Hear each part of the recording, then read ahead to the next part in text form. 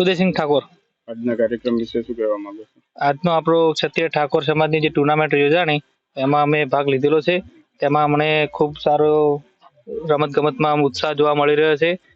જેવા કે મારા હિતેશભાઈ પણ સારા ફોર્મમાં છે અને જયંતિભાઈ, અમૃતભાઈ અને આપણો જેવો ઠાકોર સમાજ। આ ટુર્નામેન્ટનું કેટલા વર્ષથી આયોજન કરવામાં આવે છે? આ ટુર્નામેન્ટનું આયોજન 5 વર્ષથી અમારા સીઝન 4 છે। બાકી બીકે વાળા બી તમારી સીઝન 5મી છે। અમારા ઉત્તર ગુજરાત એટલે ઠાકોર સમાજ સીઝન 4 છે। આ કેટલી ટીમોએ ભાગ લીધો છે? અત્યારે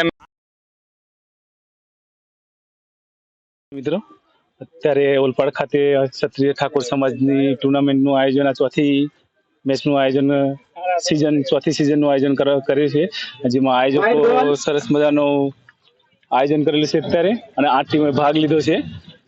અને અત્યારે હાલ ત્રીજી મેચ ચાલી રહી છે, એ પણ બહુ સરસ પ્રગતિમાં ચાલુ રહી છે।